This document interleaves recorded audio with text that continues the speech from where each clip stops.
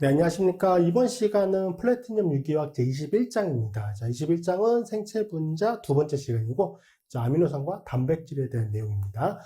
자, 지난 20장에서 이제 탄수화물, 카보하이드레이트에 대한 내용을 설명을 드렸죠. 그게 이 생체 분자 세 파트 중에서 제일 중요해요. 유기화학적인 관점으로 봤을 때, 그러니까 생물학적인 관점이 아니라 유기화학적인 관점으로 봤을 때 그 부분이 제일 많은 반응을 포함하고 있기 때문에 거기 부분이 제일 중요하다. 시험에 출제될 가능성이 제일 높다라고 생각이 들고, 그 다음에 만약에 이제 출제가 된다라고 보면은 여기 부분이 그 다음 많은 비율로 출제가 될 거예요. 그래서 아미노산과 단백질, 여기 부분, 특히 이제 아마이드 결합과 관련된 내용들, 그게 이제 가장 기본적인 단백질의 결합이기 때문에 고결합, 그리고 이제 아미노산 자체의 특징들, 그런 부분들이 좀 출제가 될 수 있을 겁니다. 자, 21장은 아미노산에 대한 내용을 먼저 설명을 드릴 거고, 그 다음 이제 펩타이드와 단백질에 대한 내용을 이제 그 이후에 설명을 드릴 겁니다.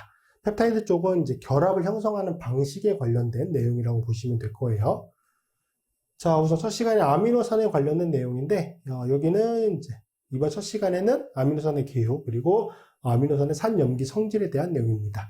새로운 내용이 포함되어 있지는 않아요. 여러분이 뭐 일반화학이라든지 아니면 이제 중고등학교 때 생물 시간에 배웠던 그 내용들이 그대로 들어있을 거라고 보시면 될 것 같고, 그나마 유기화학적으로 조금 관점이 있는 거, 요게. 그나마 좀 출제가 될 수 있는 가능성이 높은 부분, 여기. 아미노산의 산염기 성질, 여기 부분만 조금 중점적으로 보시면 될 것 같습니다. 자, 아미노산 무엇이냐? 당연히 알고 계시는 것처럼 단백질의 기본 구성 단위죠. 단백질이라고 하는 거는 생물의 몸을 구성하는 여러 가지 물질 중에 가장 중요한 이제 물질이 되기도 하고요. 그래서 단백질의 기본 구성 단위, 그게 아미노산이다. 자, 아미노산이라고 하는 거로부터 알 수가 있는 것처럼 아미노기와 카복실기, 아미노 엑시드잖아요. 그래서 아미노 그룹 NH2기와 카복실기 CO2H기를 한 분자 내에 포함하고 있습니다. 그렇기 때문에 우리가 아미노 엑시드라고 부르는 거고, 자, 그 다음에 이제 알파 아미노산이라고 부르는데, 이건 구조적으로 뭐냐면, 자, 요거부터, 일단, 요거 NH2기와 CO2H기가 한 분자 내에 존재하고요. 그것들이 결합을 하는 거죠. 한 분자 내에 NH2기, 그 다음 다른 분자의 CO2H기, 그거 사이에 이제 결합을 형성해서 아마이드 결합을 형성하게 됩니다. 그래서 아마이드 결합을 형성함으로써 중합체인 단백질을 형성하게 되고요. 자, 우리가 이제 알파 아미노산이라고 부르는데, 그게 뭐냐면, 자, 여기 나오는데, 자, 아미노기와 카복실기 사이에 특정 개수의 탄수 원자를 포함하는 골격이 존재하게 돼요. 무슨 말이냐? 얘가 카복실산 작용기죠. 그럼 얘가 아미노기죠. 여기 카복실산 작용기의 탄수 원자와 아미노기 쪽의 질소 원자 사이에 특정 탄수 원자의 개수를 포함하는 골격, 탄소 사슬이 존재하는데, 보통 우리가 자연에서 관찰하는 아미노엑시드의 구조는 이렇게 생겨 먹었어요. 이게 뭐냐? 여기가 CO2H기, 카본일기잖아. 카본일기에 대해서 뭐야? 알파탄소야. 그쵸? 알파탄소에 뭐가 결합되어 있어? NH2기가 결합되어 있어요. 그래서 우리가 뭐라고 부르는 거야? 알파 아미노산이라고 부르는 거예요. 그 알파라고 하는 용어가 카복산의 알파 위치 NH2기가 결합되어 있기 때문에 알파 아미노산이라고 부르게 됩니다. 자, 그리고 알파탄소 원자에는 NH2기만 결합되어 있는 게 아니라 R기, 이걸 우리가 사이드 체인, 한국말로는 곁사슬이라고 보통 얘기를 하죠. 사이드 체인이 같이 결합이 되어 있습니다. 뒤쪽에 이제 스탠다드 아미노 엑시드라고 해서 표준 아미노산 20가지를 배우게 될 건데, 그 중에 글라이신만 요 사이드 체인이 없어요. 글라이신은 여기 알파탄소가 NH2기, 그 다음에 나머지 두 개의 결합은 다 수소 원자가 결합되어 있습니다. 그래서 글라이신만은 사이드 체인이 없고, 나머지 19개의 표준 아미노산 중에 19개는 다 뭐가 있다? 사이드 체인이 존재한다. 여러분은 그 구조를 외우셔야 된다. 여기가 시험 문제 나오면 당연히 아미노산의 구조, 명칭, 약어, 그거는 다 외워두셔야 돼요. 기본적으로. 어쩔 수 없어요. 당연히 시험 문제 나오기 때문에. 자, 그래서 우리가 카복실기 알파탄소에 아미노기가 결합되어 있기 때문에 알파 아미노산이라고 부른다. 그 내용 정리해 주시면 되고, 자, 아마이드 결합을 형성하는 거야. 자, 여기 하나의 아미노산 파트고, 여기까지. 그쵸? 그 다음에 여기 질소 원자부터 카본일기까지. 여기가 또 하나의 아미노산 파트. 여기 질소 원자부터 카본일기까지. 여기도 하나의 아미노산 파트. 질소 원자의 카본일기까지. 그래서 여기는 총 4개의 아미노 엑시드가 3개의 아마이드 결합을 형성하고 있는 겁니다. 그쵸? 요건 이제 단백질의 부분 구조를 나타낸 건데, 4개의 아미노 액시드가 3개의 아마이드 결합을 형성하고 있다. 요 결합 패턴만 보고, 아미노산을 구분할 수 있어야 돼요. 아미노산의 명칭을 확인할 수 있어야 되고, 일단 구조가 분석이 돼야, 이게 어떤 아미노산인지 분석이 될 거고, 그거를 이제 명칭으로 부를 수가 있겠죠. 그래서 요거 아마이드 결합이 가장 중요하니까, 그거를 기준으로 해서 확인을 해주시면 됩니다. 자, 표준 아미노산, 스탠다드 아미노 액시드라고 되어 있는데 거의 모든 단백질에서 발견되는 20종의 아미노산, 그걸 우리가 스탠다드 아미노 액시드라고 부르고요. 이들은 알파탄소에 결합된 서로 다른 알기를 가지고 있다. 뭐만 제외하고? 글라이신만 제외하고. 자, 글라이신을 제외한 모든 아미노산은, 글라이신은 구조가 이렇게 생겼거든. 여기가 OH, 카복실산이고 여기가 NH2인데 여기가 뭐야? 둘 다 수소인 거예요. 얘 글라이신이에요. 얘만 제외하고 모든 아미노산은 여기가 수소 원자가 아닌 결사들이 결합되는 상태다. 자, 글라이신을 제외한 모든 아미노산은 카이라 중심이 존재하며 탄수화물과 같이 접두사 DL을 사용해서 입체 배양을 나타내게 돼요. 여기가 카이라 탄소이기 때문에 글라이신 제외하고 여기가 카이라 탄소이기 때문에 R기일 때 여기도 RS라고 지정이 될 수 있죠. 절대 배양을 가질 수 있죠. 카이라 탄소니까. 근데 보통 RS로 표현하지 않고 여기도 카보하이드레이트와 마찬가지로 D체, L체 그 용어로 이제 그 접두사를 이용해서 표현을 하게 되고요. 자연적으로 존재하는 보통의 아미노산은 L-아미노산입니다. 이게 좀 차이가 있죠. 보통 단당류, 모노사카라이드 같은 경우는 자연에 존재하는 게 다 D체죠. 디글루코스, 디프록토스 이런 식으로. 근데 아미노 액시드는 다 L체다 라고 하는 걸 기억해 두시고, 이는 RS 표시법으로 따져보면은 S 배열을 가지게 됩니다. 자, 그래서 이렇게 그려요. 화합물의 구조를 이렇게 그려요. 일단 CO2H기는 오른쪽 편에 고정을 시켜 놓습니다. 그리고 NH2기를 어느 쪽에 존재시키느냐, 이렇게 아래쪽으로 존재시켜서 이쪽에 R이라고 하는, 여기가 R이에요. 사이드 체인, 곁사슬을 실선에 놓느냐, 아니면 곁사슬을 이렇게 대쉬 결합해 놓느냐. 이때는 NH2기가 실선에 놓여지게 되겠죠. 이거는 어느 구조가 맞고 어느 구조가 틀리다? 이건 아니에요. 둘 다 그릴 수 있고 상황에 따라서 맞춰서 그리면 돼요. 이렇게 그려야 되는 경우도 있고요. 이렇게 그려야 되는 경우도 있어요. 그때는 이제 상황에 따라서 그려주시면 되고, 요거 따져보시면 아시겠지만 둘 다 S거든요. 자, 여기가 수소가 나머지가 결합되어 있겠죠. 얘는 당연히 4번일 거고 우선순위로. 여기가 1번이겠죠. 그 다음에 탄소인데 여기는 산소 원자들이 결합되어 있으니까 여기가 2번, 여기가 3번이 됩니다. 그대로 돌려주면 어떻게 돼요? 그대로 돌려주면 1번, 2번, 3번 반시계 방향으로 돌아가죠? 근데 우선순위 제일 낮은 게 뒤로 들어가 있잖아. 그래서 여기는 뭐다? S가 된다. 여기 R은 R길기야, R길기. RS로 R이 아니라. 여기 똑같이 따져보시면 이번에 수소 원자가 이렇게 되어 있죠. 4번, 여기 3번, 여기가 1번, 2번이 되니까 그대로 얘는 돌려주면은 R이 되는데 튀어나온 결합이 존재하잖아요. 그래서 S가 되죠. 이것도 S입니다. 그러니까 동일한 구조야. 동일한 구조를 나타낸 거예요. 그리는 배양만, 방식만 좀 다르게 표현이 된 거죠. 그래서 이 두 가지 구조로 그린다라고 하는 거 꼭 기억해 두셔야 되고, 시험 문제를 제공을 할 때는 구조를 제시해 주지 않고 화합물의 이름만 제시해 주는 경우도 있을 수 있어요. 이름만. 얘가 뭐예요? 내가 알라닌이거든? 그럼 알라닌이라고 하는, 알라닌이 축어로 이렇게 쓰니까 이렇게만 제시가 되어 있어. 그럼 선생님 구조 모르는데요? 이렇게 할 수 없잖아. 여러분이 당연히 구조는 다 알고 있을 거라고 생각을 하고 이렇게 명칭으로 제시를 하는 거기 때문에 구조는 외워주셔야 돼요. 구조 외워야 되고, 만약에 이렇게 제시가 되어 있어. 그럼 이거의 구조를 그려야 될 때는 이 두 가지 형태 중에 하나로 나타내 주시면 된다는 거예요. 자, 근데 이제 시험을 볼 때는, 자, 어떤 식으로 그리는 게 좀 더 좋으냐? 교수님이 선호하는 방식. 이걸 아마 수업을 하시다 보면은 교수님이 선호하시는 방식이 있을 거예요. 교수님이 선호하는 방식. 저 같은 경우는 이 방식을 조금 더 선호하거든요. 왜냐하면 주작용기가 NH2기, CO2H기이기 때문에 요거 두 개를 실선에 놓는 거를 저는 그리는 방식에서 조금 더 선호해요. 그런데 뭐 그거는 교수님에 따라 다르겠지. 이렇게 선호하는 교수님도 있을 수 있단 말이야. 그러니까 요거는 이제 이쪽에 알킬기 쪽을 조금 강조하면서 저쪽 부분을 실선으로 놓은 거잖아요. 그러니까 뭐 두 가지 다, 뭐 개념적으로 틀린 내용들은 아니니까 어떤 식으로 그리든.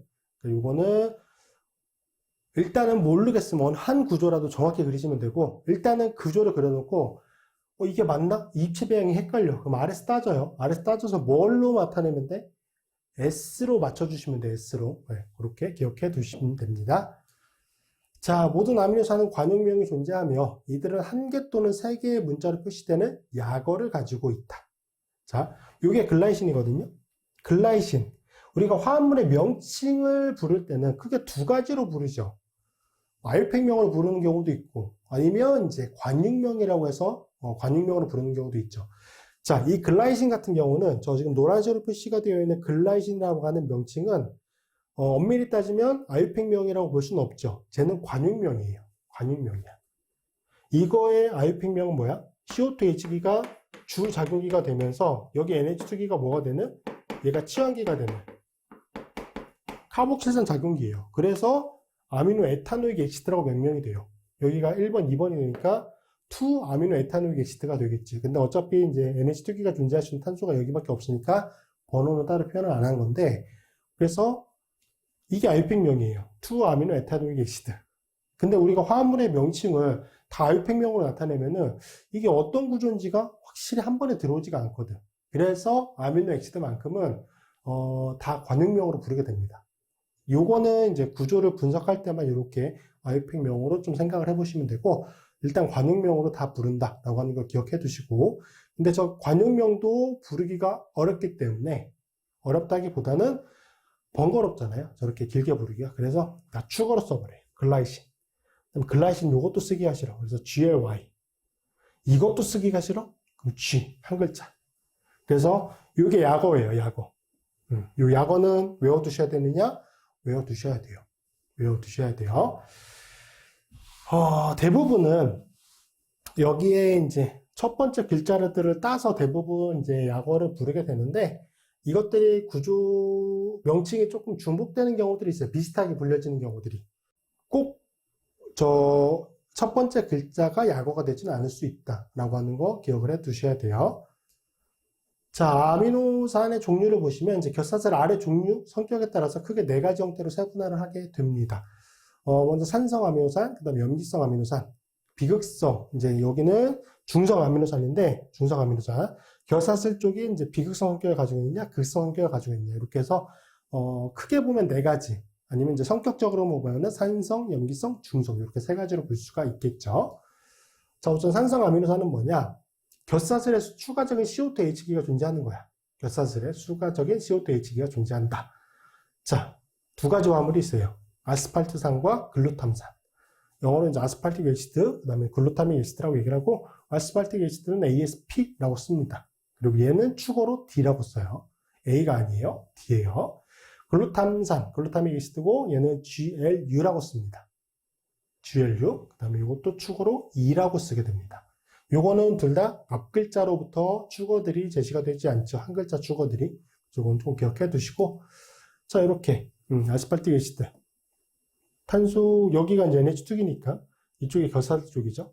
그리고 글루타민 엑시드 같은 경우는 저 아스팔틱 엑시드에 비해서 탄소 하나가 더 많습니다. 그래서 CO2H기를 두 개 가지고 있는 화합물이다. 산성 아미노산.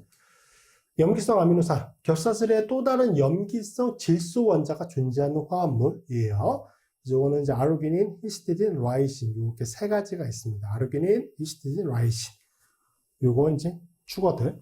기억해 두시고, 요거는 앞글자와 동일한데 요것들은 다 다르잖아요. 그래서 요게 가끔 헷갈려요. 저도 강의하는 경우에는 평소 때는 잘 외우지 않습니다. 왜냐하면 여기 부분을 제가 이제 강의할 가능성이 그렇게 많지 않기 때문에 저도 까먹는 경우가 더 많죠. 까먹는 경우가 많은데 이제 공부하거나 이제 여러분께 강의를 해야 될 때는 이제 외우긴 하는데, 외워도 가끔 헷갈리더라고요. 근데 여러분도 당연히 시험 공부할 때는 이거 외우시게 될 건데 헷갈릴 수 있단 말이에요. 그래서 여기는 좀 반복적으로 좀 외워두셔야 돼요. 반복적으로 보셔서 외워두셔야 돼요. 자, 구조 아르기닌, 그 다음에 히스티딘. 히스티딘은 이쪽에 이제 이미다졸, 방향제 고리를 포함하고 있죠. 이미다졸 고리를 포함하고 있습니다. 그 다음에 라이신.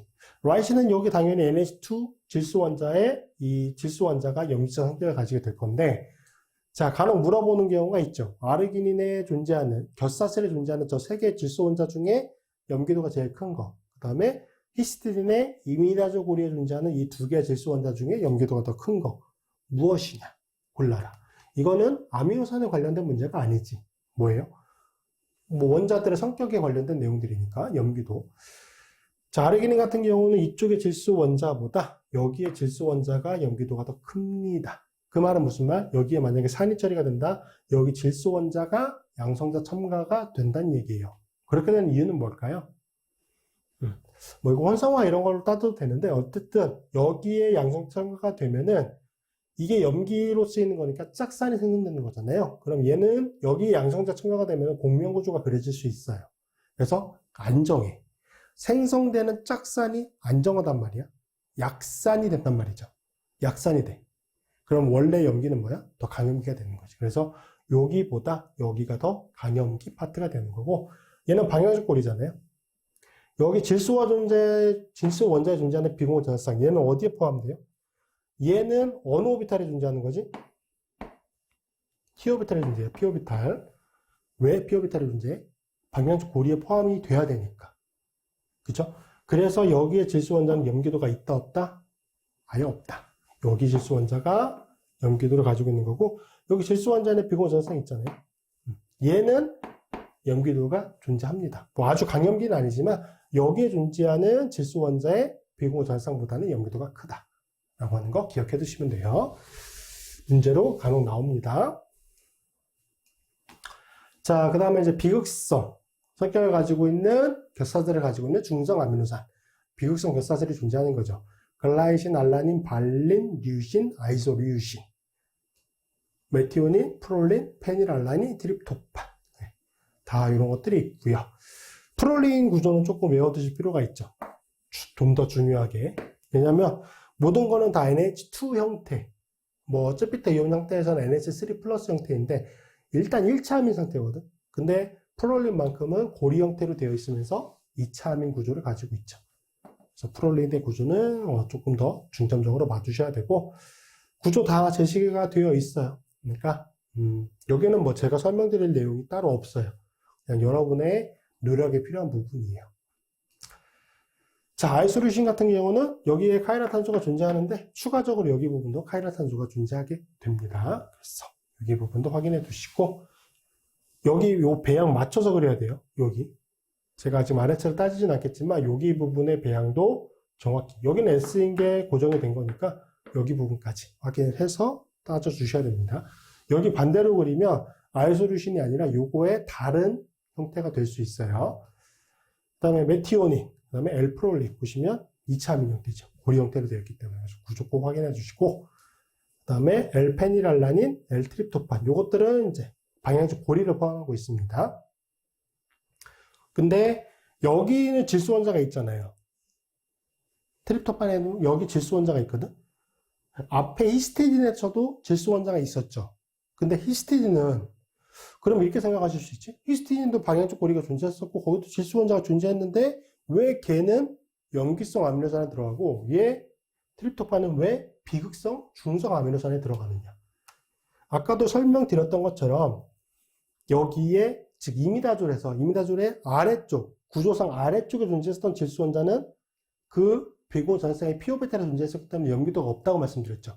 여기 위쪽에 그렸던 거, 여기 위쪽에 존재했던 질소 원자 쪽이 염기도를 가지고 있기 때문에 염기성 아미노산으로 구분이 됐던 거예요. 근데 얘는 여기 질소 원자 하나만 존재하고 역시 여기에 존재하는 질소 원자의 비공유 전하성은 얘 P오비탈에 존재합니다.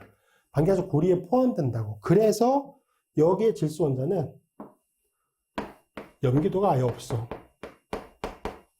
질소 원자로 존재할 뿐이지 염기도 자체가 없다고. 그래서 얘는 비극성 중성 아미노산으로 들어가게 됩니다. 질소 원자가 있다고 해서 다 염기성 아미노산이 아니에요. 자, 극성의 중성 아미노산, 극성 결사슬이 존재한다. 아스파라긴, 글루타민, 세린. 요것들은 이제 아마이드 결합을 가지고 있습니다. 아스파라긴은 아스팔틱 엑시드의 아마이드 형태고요. 글루타민은 글루타믹 엑시드의 아마이드 형태예요. 자, 트레오닌, 스타이로신, 시스테인 이런 것들이 있습니다. 자, 구조 확인해 주시고, 자, 여기가 CO2H기였던 게 그게 뭐예요?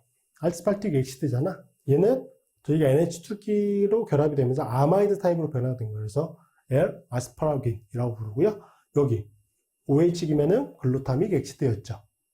얘는 글루타민입니다. 그래서 아마이드 형태를 가지고 있어요. 그래서 좀 관련이 되어 있습니다. 구조 확인해 주시고, 그 다음에 L세린, 세레오닌. 요것들은 OH기를 가지고 있죠. OH기 전기를 가지고 있다. 그 다음에 L타이로신, L시스테인. 여기도 OH기가 존재하는데 얘는 페놀성 OH기예요. 요거 좀 중요하거든요. 요거 뒤쪽에서 아미노산 이제 이제 어느 쪽에 차지가 생성됐냐 이거를 볼 건데, 타이로신이랑 L시스테인 같은 경우는 여기에 수소 원자들, 여기 수소 원자, 요거는 이제 페놀성 OH기에 결합되어 있는 수소 원자잖아요. 요거 두 개는 산성도가 꽤 커요. 보통 9에서 10 정도에서 왔다 갔다 하거든요. 그래서 꽤 커. 앞쪽에 존재했던 여기도 OH가 존재하잖아요. 얘는 알코올성 OH기잖아. 보통 16에서 18 정도에서 이제 pK 값이 이거는 존재하기 때문에 염기도가 산성도가 그렇게 크진 않거든요. 그래서 L세린과 L세레오닌도 OH가 존재하지만 얘는 산성도가 그렇게 크진 않아요. 근데 L타이로신과 L시스테인에 존재하는 이 수소 원자들은 산성도가 꽤 큽니다. 그래서 두 부류로 조금 구분을 해서 알아두셔야 돼요. 자, 필수 아미노산. 20개의 아미노산 중 체내 합성이 불가능해 반드시 음식으로 섭취해야 되는 아미노산. 이거를 필수 아미노산이라고 얘기를 하고요. 앞쪽에 제가 아미노산 표시해 놓은 것 중에 별표가 쳐져 있는 게 있을 거예요. 자, 보면은 여기처럼 트레오닌. 그 다음에 여기는 없고요. 여기 메티오닌, 페니랄라닌, 트립토판 이런 거 있잖아. 이렇게 제가 별표 표시해 놓은 게 있어요. 그게 총 10개가 존재할 거거든요. 그게 뭐냐면 필수 아미노산이에요. 그래서 반드시 음식으로 섭취해야 되는 아미노산인데, 이 필수 아미노산이 최대로 10개까지 보긴 하는데, 이게 성인 같은 경우는 8종으로 좀 줄여서 보기도 해요. 그래서 8종에서 10종 정도까지 존재한다. 일단은 10종은 다 표시를 해드린 거고, 이렇게 되어 있죠. 그 다음에 이제 아르기닌 같은 경우는 준필수 아미노산이라고 얘기를 합니다. 성인분들은 이게 필요 없어도 된다라고 보는 것 같아요. 그래서 준필수 아미노산이라고 부르는데, 이건 시험 문제 안 나옵니다. 여러분이 유기화학을 전공하는 입장에서 필수 아미노산이 무엇인지 쓰시오. 이걸 낼 가능성은 제가 볼 땐 제로예요. 그런 식으로 출제되지는 않을 거긴 한데, 어쨌든 이런 것들이 있다 정도만 좀 알아두시면 될 것 같아요. 자, 그 다음에 이제 여기 부분이 조금 중요하죠. 자, 중성 아미노산의 pK와 PI. PI는 등전점이에요, 등전점. 자, 아미노산은 녹아있는 수용액의 pH에 따라서 전하를 띤 형태가 달라지게 됩니다. 그래서 가장 왼쪽 편이 가장 산성인 형태예요, 산성인 형태. 그러면서 오른쪽으로 갈수록 이제 염기도로서의 성격이 커지는 거죠. 그래서 산성 상태, 이제 중간이 중성 상태라고 보시면 될 것 같아요. 중성 상태. 그 다음에 여기가 가장 염기성 상태라고 보시면 됩니다. 그래서 산성 상태는 그 반응 미디어 내에, 그 수용액 내에, 만약에 여기 아미노애시드가 수용액에 녹아있다.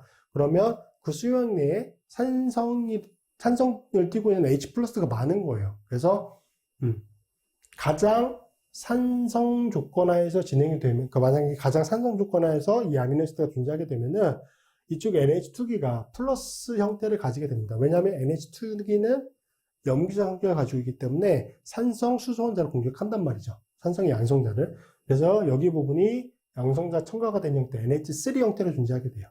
CO2H기는 이 자체가 산이잖아. 그러니까 산성 조건하에서 산은 변화가 없습니다. 변화가 없어요. 그대로 존재하게 되죠. 그래서 여기 부분은 실제 질소 원자 쪽이 플러스 1의 차지를 가지고 있기 때문에 전체 네스 차지는 플러스 1이 돼요. 그 다음에 저기서부터 이제 염기도가 증가하게 되면은 보통 우리가 적정을 한다라고 얘기를 하는데, 타이트레이션을 한다라고 얘기를 하는데, 보통 OH를 넣어준다라고 보통 그렇게 개념을 잡죠. H+만 존재하는 상태에서 OH라고 하는 염기성 성격을 계속 넣어주게 되면은 중화가 되는 거잖아요. 중화가 돼서 이제 중성 상태로 오게 되면은 이쪽에 OH기 쪽에서 이쪽에 산성 수소 원자가 염기에 의해서 제거가 되는 거죠. 그래서 O- 형태. 그 다음에 여기는 NH3 플러스 형태. 이게 그 유명한 스피터 이온 형태죠. 한 분자 내에 마이너스와 플러스가 존재하는 보통 이너 솔트라고 얘기를 하죠. 이너 솔트, 내부 염 형태. 여기에 네스 차지가 제로가 되면서 가장 안정한 스피터 이온 형태가 됩니다. 그 다음에 여기서 염기도가 더 증가가 된다. 염기사 성격이 커진다. 즉 OH가 계속 넣어지게 된다. 라고 보면은 여기는 이제 염기사 성격을 띠고 있는 거예요. O-니까 여기는 염기사 성격이거든. 변화가 될 수 있는 건 여기 산성 수소 원자를 가지고 있는 질소 원자. 이쪽에서 수소 원자가 제거가 되는 거죠. 그래서 NH2 형태로 바뀌게 되고 얘는 CO2-를 존재하게 되고.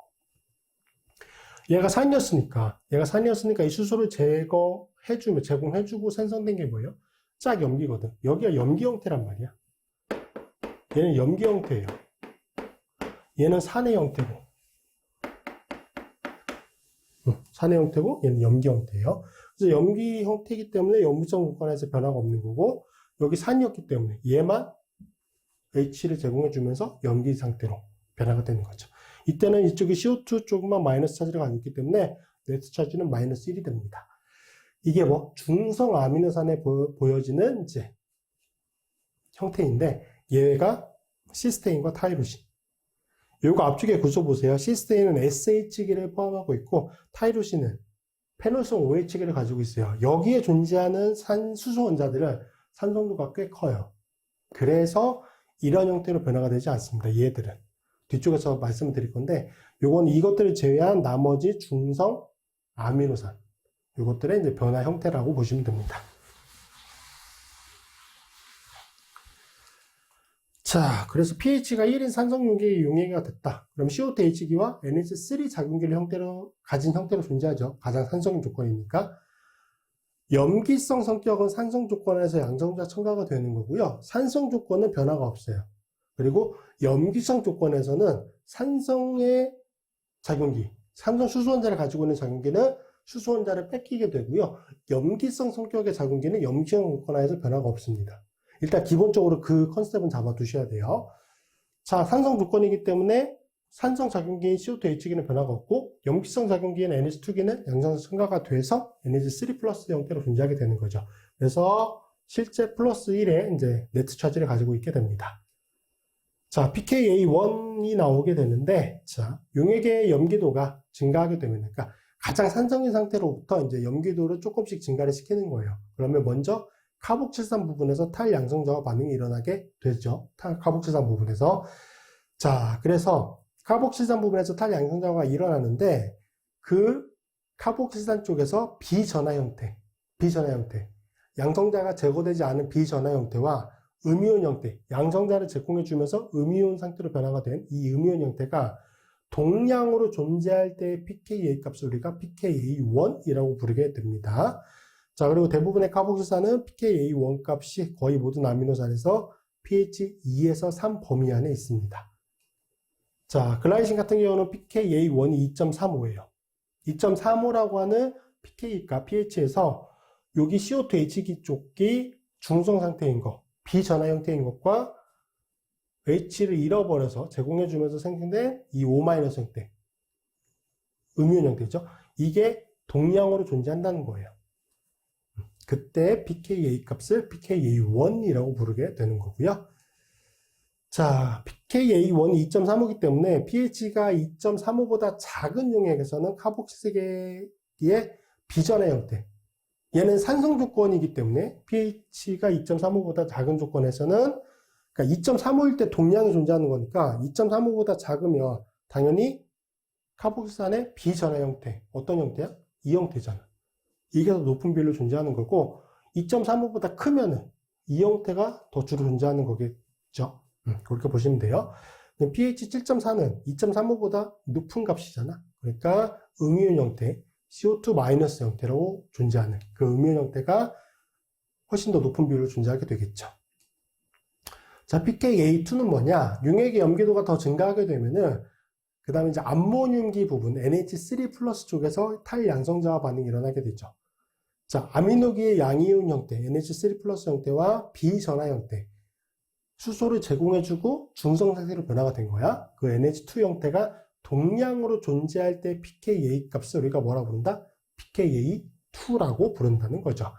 자, 아미노계의 pKa2 값은 거의 모든 아미노산에서 pH 9에서 10 범위 안에 있습니다. 이 내용 참고해 주시고, 자, 9.78일 때 이 형태와 이 형태의 농도가 똑같다는 거예요. 같은 양으로 존재한다는 거죠. 얘는 쯔피터인 형태. 여기서 염기도가 더 증가하게 되면은 여기 산성 수소 원자가 뺏기니까 NH2기가 이제 NH3 플러스가 NH2 형태로 변화가 되는 거죠. 앞쪽의 내용과 똑같아요. pH 9.78보다 작은 용액에서는 아미노계의 양이온 형태가 더 높은 비율을 존재하게 되고, pH가 9.78보다 높아지게 되면은 염기도가 더 커지는 거니까 아미노계의 비전해 형태가 더 높은 비율로 존재하게 됩니다. 그럼 pH가 7.4는 pH 9.78보다 더 작은 값이잖아요. 무슨 형태로 존재해? 양이온 형태로. 그래서 양이온 형태로 주로 존재하게 되는 거죠. 자, 그래서 보시면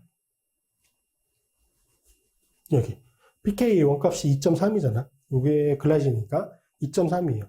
그럼 2.3보다 낮은 pH 범위에서는 뭐가 이 상태로 주로 존재한다는 거고, 여기서는 얘와 얘가 같은 용량만큼 존재한다는 거고, 여기서부터 여기까지는 뭐가 우세하게 존재하는 거예요? 얘가 우세하게 존재하는 거지. 그쵸? 그 다음에 여기 9.6에서는 이것과 이거의 비율이 같은 비율을 가지고 있게 되고, 9.6보다 높아지게 되면은 이게 더 많은 비율로 존재하게 되는 거죠. 그래서 여기 쯔피터 이온 형태가 주 형태로 존재하는 거, 거기가 이제 요 범위 하에서 들어가게 되고요. 자, 생물학적 pH와 쯔피터 이온이라고 되어 있는데, 생물학적 pH 7.4였잖아요. 앞쪽에서 7.4를 이제 구분해서 봤잖아요. 카복실기는 음이온 형태로 주로 존재했었죠. 그다음에 아미노계는 양이온 형태로 대부분 존재했었죠.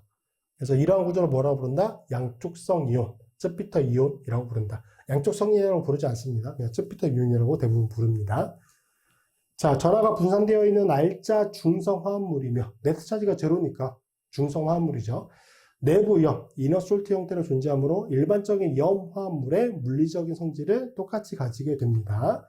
물에 대한 높은 용해성을 가지고 있고요. 아주 높은 녹는점을 가지고 있습니다. 염 화합물이기 때문에. 자, 그 다음에 이제 중요한 것 중에 하나가 등전점, 아이소 일렉트릭 포인트라고 되어 있죠. PI 값. 자, 뭐냐. 다양성작성산의 평균 전하가 0이 되는 pH. 다양성작성산의 평균 전하가 0이 되는 pH. 그게 등전점이다. 시스테인과 타이로신을 제외한 중성 아미노산의 경우에는 쯔피터 이온의 농도가 최대일 때의 pH예요. 쯔피터 이온 농도가 최대일 때의 pH이며, 이는 보통 pKa1과 pKa2 값의 평균 값입니다. 자, 시스테인과 타이로신을 제외하고였어요. 여기가 아이소 일렉트릭 포인트예요. 글라이신의 6.0이거든. 이 6.0은 여기 pKa2와 pKa1의 평균 값입니다. 그때 여기서는 이 비율이 제일 높은 거죠. 그러니까 이렇게 존재하는 비율이 높은 지점이 여기서부터 여기까지긴 한데, 여기일 때, pH 6일 때 가장 높은 비율로 존재한다는 거죠. 뭐가? 쯔피터 이온. 쯔피터 이온이라고 부르는데, 평균 전하가 0이잖아요, 얘가. 그러니까 평균 전하가 0인 상태가 제일 높은 비율로 존재할 때가 우리가 아이소 일렉트릭 포인트 PI 값이라고 부르게 되는 거죠. 자, 그럼 시스테인과 타이로신은 왜 그러냐? 산성 수소 원자가 있기 때문이거든. 자, 그래서 보시면 이게 시스테인이에요. 여기 SH기. 여기를 가지고 있잖아. 여기 산성 수소 원자가 있는 거거든. 그래서 가장 산성인 상태에서는 똑같거든요. 여기는 변화가 없지. 산성 수소 원자를 가지고 있잖아. 근데 이 S라고 하는 원자가 연미도가 그렇게 크다고 볼 수는 없거든요. 친핵 성도는 크지만 연미도가 그렇게 크다고 볼 수는 없기 때문에 여기 부분이 변화가 없어요. 그 다음에 이제 여기서부터 연기도가 증가하게 되면은 제일 먼저 변화가 일어나는 건 여기 부분. CO2 H기 쪽에서 CO2-로 변화가 되죠. 그때 이것과 이게 동량으로 존재할 때가 pKa1인 거고, 그 다음에 여기서 염기도가 더 증가하게 되면은 어디에 변화가 일어나냐? 그 다음에 여기. 여기가 먼저 아니라 여기가 먼저 일어나요. 그래서 여기 부분에 SH기가 저 산성 수소 원자가 제거되면서 S- 형태가 되죠. 그러면 여기가 쯔피타이온 타입인 거죠. O-NH3 플러스니까. 근데 여기가 마이너스가 되기 때문에 여기서는 이제 전체 차지가, 네트 차지가 마이너스 1이 됩니다. 이때 요것과 요거의 비율이 같을 때, 그거를 이제 pKa2라고 부르게 되는 거고, 그 다음에 염기도가 더 증가하게 되면은 그 다음 여기 산성 수소원자가 제거가 되는 거죠. NH2 형태로. 얘는 O-S- 형태이기 때문에 네트 차지가 마이너스 2가 됩니다. 그래서 시스테인 같은 경우는 저 산성 수소원자가 있기 때문에 그래서 이런 식으로 변화가 일어난다. 기억해 두시면 되고, 자, 그래서 시스테인 같은 경우는 pKa1 값이 2.05고 pKa2 값이 8.00이에요. pKa3는 10.25예요. 10.25. 그래서 이 상태에서 제일 먼저 제거가 됐던 거는 어디였어요? 여기였지? 여기가 제일 먼저 제거됐죠. 염기도가 커지게 된다라고 보면은, 그러니까 염기, OH- 계속 들어와서 염기적인 성격이 커지게 되면은, 여기가 first야. 그 다음에 여기가 제거됐어. 여기 산성수소원자가 두 번째로 제거됐고, 그 다음에 여기 수소원자가 세 번째로 제거됐죠. 그래서 이 순서를 조금 기억해 두셔야 돼요. 자, 그리고, 시스테인의 PI 값은 중성 상태, 즉, 네트 차지가 제로인 상태가 가장 높은 비율로 존재할 때잖아. 그래서 보시면, 얘가 네트 차지가 제로인 거잖아. 얘가 가장 높은 비율로 존재한다는 얘기는 이 pKa1 값과 pKa2 값, 그러니까 0이 존재하는 거에 앞쪽 편과 뒤쪽 편의 pK 값, 그거의 평균값이라고 보시면 돼요. 그래서 여기서는 pKa1과 pKa2 값의 평균값이 되겠죠. 그래서 5.02가 됩니다. 시스테인의 PI 값은. 그러니까 pH가 5.02일 때 시스테인이 중성 상태로 존재하는 비율, 중성 상태는 이 상태죠. 이 상태로 존재하는 비율이 가장 높다는 얘기가 되는 거죠. 타이로신, 여기죠. 여기 산성 수소원자가 있는 거야. 여기도 똑같은 개념을 적용해보면 돼요. 그러면 여기서 pKa1은 뭐냐? 여기에 수소원자가 제거된 것과 제거되지 않은 게 같은 비율로 존재할 때 pKa1인 거고, 그 다음에 이제 pKa2는 그 다음에 어디가 제거되느냐? 얘는 좀 차이가 나는데 여기가 제일 먼저 제거됐지, 그 다음에 여기가 제거돼요. 이렇게. 그 다음에 여기서는 제일 마지막에 제거되는 산성수소원자가 얘예요. 요것도 앞쪽에 시스템과 조금 차이가 나죠. 이것도 순서, 어느 쪽이 먼저 제거되는지 그거는 조금 확인해 두실 필요가 있어요. 그래서 얘는 여기가 첫 번째, 그쵸? 그 다음에 여기가 얘는 두 번째였어. 그 다음에 얘가 세 번째. 그래서 여기에 수소원자가 관여되는 그 pK 값이 pKa3가 되는 거죠. 그렇게 기억해 두시면 돼요.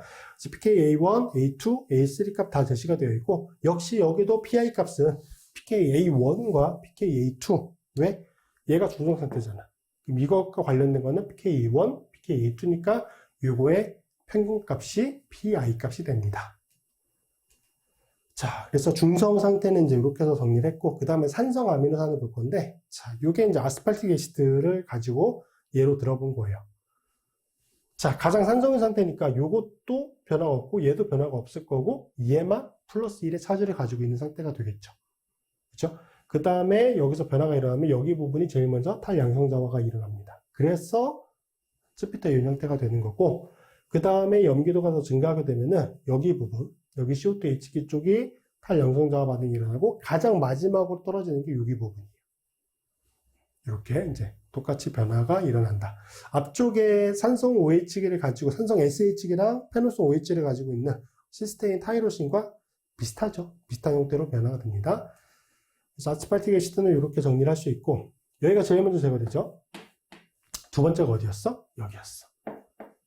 여기가 세 번째로 제거가 됐습니다. 그래서 이 순서대로 산성 수소 원자들이 제거가 된다. 염기도가 커지게 될 때 기억해 두시고, 여기도 pKa1 값과 pKa2 값의 평균값이 PI 값이 됩니다. 왜?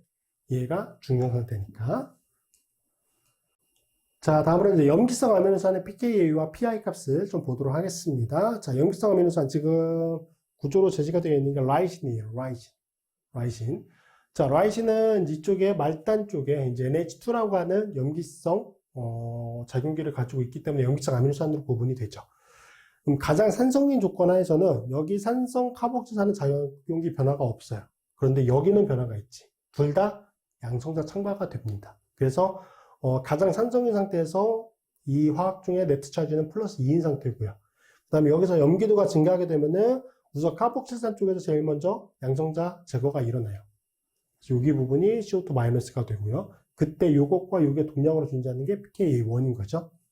그 다음에 제거되는 게 어디? 여기 부분.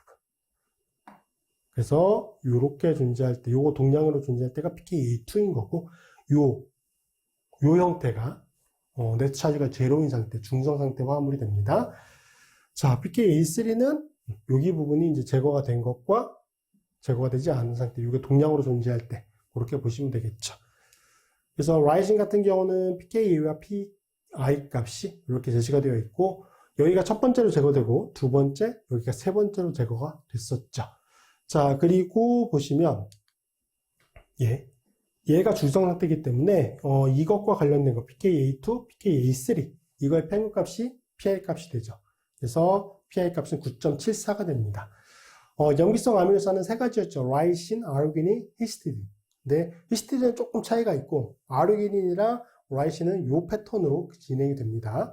아르기닌도 이제 라이신과 이제 타이트레이션 경향이 동일해요. 히스티딘은 조금 차이가 나는데, 자, 보시면, 어쨌든 가장 산성인 상태에서는, 여기가 염기도가 있는 질소 원자였으니까, 여기 양성자 첨가가 되고, 여기도 양성자 첨가가 돼요. 그래서, 실제 플러스의 네트 차지를 가지고 있습니다. 여기에서 염기도가 커지게 되면, 일단 여기가 제일 먼저 제거가 돼요. 그러니까, 모든 아미노산의 경우에, 제일 먼저, 탈양성자와 반응이 일어나는 거는 카복실산 쪽이 제일 먼저 일어나기는 해요. 이렇게 되고, 그 다음에 여기가 떨어져요. 여기가. 앞쪽에 라이신과 아르기닌 같은 경우는 곁사슬 쪽, 곁사슬 쪽이 아니라 여기. 자, 카복실산 알파탄소에 결합되어 있는 아미노기 쪽에서 탈양성자 반응이 일어났거든요. 얘는 여기가 먼저 일어나요. 그 다음에 여기 부분이 제일 마지막으로 떨어지게 돼요. 조금 순서상 차이가 있죠. 그래서 히스테린 같은 경우는 pKa1 값이 1.77이고 pKa2가 6.10, pKa3가 9.18입니다. 역시 여기가 네트 차지가 제로이기 때문에 이것과 관련된 pKa2와 pKa3의 평균값이 pi 값 등전점이 되죠. 7.64가 됩니다. 그래서 여기가 first, second, 여기가 third, 세 번째가 되죠. 그래서 요게 세부적으로 보면 조금씩 차이가 나기 때문에 그 순서들 어느 쪽의 양성자들이 제일 먼저가 제거가 되고 그 다음 pKa2 값까지만 존재하는 것들은 그래도 괜찮은데 pKa3가 존재할 때 그 순서는 좀 기억해 두셔야 됩니다. 자, 그래서 이렇게 정리가 되어 있으니까 요거는 참고해 두시면 될 것 같고, 자, 이 성격을 이용해서 분리하는 게 뭐예요? 전기 영동을 하는 거지. 전기 영동, 다른 말로 전기 이동, 일렉트로포레시스라고 얘기를 하고요. 등전점 차이를 이용해서 아미노산들의 혼합물을 분리하는 방법입니다. 자, 이렇게 이제 여기 파워 서플라이가 있고 여기에 이제 마이너스 음극 쪽 캐소드가 있고 플러스 양극 쪽 어노드가 있죠. 여기에 알라닌, 라이신, 아스팔틱 엑시드 이 세 가지가 섞여 있어요. 이 아미노산 세 개가 섞여 있어요. pH 6의 버퍼 솔루션 상에. 자, 또 이렇게 섞여 있어요. 그럼 pH 6 버퍼 솔루션, pH 6이라고 하는 약산성 조건 하에서 알라닌, 라이신, 아스팔틱 엑시드 이것들은 각각 어떤 식으로 존재하느냐. 앞쪽에 표현해드렸잖아요. 그거를 가지고 이제 확인을 해보셔야 되는 거예요. 어떻게 존재하느냐? 얘가 뭐야? CH3기니까 알라닌. 알라닌은 찔부터 이온 형태로 존재해요. 그래서 네트 차지가 제로예요. 그 다음에 라이신은 여기 NH3 플러스, NH3 플러스 여기도 둘 다 플러스 형태로 존재하고 얘가 마이너스 형태로 존재하기 때문에 얘는 네트 차지가 플러스 1이에요. pH 6의 버퍼 솔루션 상에서. 아스팔틱 애시드는 NH3 플러스 마이너스 마이너스. 그래서 얘는 뭘로? 마이너스 1의 차지를 가지고 있는 네트 차지가 마이너스 1의 전환을 띠고 있습니다. 이 상태로 존재해요. 어에서 pH 6의 버퍼 솔루션 상에서 그럼 만약에 여기다 전원을 연결했다. 어떻게 된다? 얘는 중성이니까 그대로 있어요. 그 다음에 얘는 음극이잖아. 캐소트잖아요. 그럼 일로 이동을 한다는 얘기는 아미노에시드가 무슨 성격을 가지고 있을 때 일로 이동을 해요? 플러스 성격을 가지고 있을 때. 예. 라이신이 플러스 성격을 가지고 있으니까 라이신은 캐소트 쪽으로 이동하게 됩니다. 그러면 플러스 형태의 어느 쪽으로 이동하는 건 뭐야? 마이너스 차지를 가지고 있는, 즉 네트 차지가 마이너스인 아미노에시드가 이동하겠지. 뭐예요? 아스팔틱 에시드가 그쪽으로 이동하게 됩니다. 자, 이렇게 기억해 두시면 될 것 같아요. 요거 문제로 나올 수 있습니다. 충분히 기억해 두셔야 돼요. 자, 예제 문제 보시면 다음과 아미노산은 등전점에서 어떤 형태로 존재하는가? 발린, 류신, 프롤린, 글루탐. 자, 이렇게 네 가지가 대시가 되어 있는데 A, B, C, 발린, 류신, 프롤린은 다 중성 아미노에시드입니다. 그래서 얘는 등전점에서 무슨 상태로? 쯔피터 이온 형태로 존재하게 됩니다. 쯔피터 이온 형태이기 때문에 구조를 그려보면 여기가 마이너스, 여기가 NH3의 플러스 형태가 되는 거죠. 요거 세 가지는 다 그렇게 존재하게 되고, 여기가 O 마이너스가 되고, 얘가 뭐가 되겠어요? NH2의 플러스 형태가 되겠죠. 그래서 이 세 가지 구조는 이렇게. 여기도 쯔피터 이온 형태로 나타내 주시면 돼요. 그래서 A, B, C는 중성 아미노 에시드이기 때문에, 등전점에서 어떤 형태로? 중성 상태, 쯔피터 이온 형태로 존재하고, 이제 글루탐산만 조금 차이가 나죠. 글루탐산은 산성 아미노 에시드이기 때문에 글루탐산 앞쪽에 요 변화를 보시면 제일 먼저 플러스 1, 0, 마이너스 1, 마이너스 2가 되겠죠. 그럼 얘는 어떤 상태로 존재하겠어요? 등전점이라고 하는 게 중성 상태가, 그렇죠? 네트 차지가 제로인 상태가 가장 높은 비율로 존재할 때의 값이니까 당연히 이걸로 주로 존재하게 되겠죠. 그렇게 확인해 주시면 되고, 2번 문제 보시면 다음 pK 값 차이를 설명하라고 되어 있습니다. 알라닌의 NH3의 pK 값, 그 다음에 메틸아민이죠. 메틸암모늄 이온 형태네. 그거 이제 pK 값인데, 얘가 또 강산이라는 얘기거든요. 그 이유는 뭐냐면, 자, 알라닌 NH3 플러스 형태로 존재한다는 얘기는 저 알라닌이라고 하는 아미노에시드가 쯔피터 이온 형태로 존재한다는 얘기거든. 얘가 O-이고요. 여기가 NH3의 플러스 형태예요. 여기가 CH3인 거지. 그럼 얘가 pK 값이 더 낮네? 그쵸? 얘가 더 강산이야. 더 강산이에요. 강산인 이유는 몇 가지로 설명할 수 있는데, 제일 먼저 여기 수소원자의 델타 플러스 형태를 봅시다. 그러면 이쪽에 메틸 암모늄 이온에 비해서 여기 수소원자의 델타 플러스 성격이 더 크다. 그거는 뭐 때문에? 얘 때문에. 얘가 어쨌든 마이너스 차지를 가지고 있긴 하지만 어쨌든 얘가 일렉트론을 위로드링 해주는 성격을 가지고 있거든. 카보니기가 존재하니까. 그렇죠? 그래서 이쪽으로부터 전자를 좀 당겨오는 효과가 있어요. 그래서 여기 수소원자의 델타 플러스 성격이 큽니다. 메틸 암모늄 이온 같은 경우는 없잖아. 그런 전자를 끌어주는 기가. 그래서 그런 성격이 하나가 있고, 그 다음에 만약 여기에 산이 제공이 돼서 생성된 짝염기를 보시면, 짝염기 형태에서 비교를 해보면,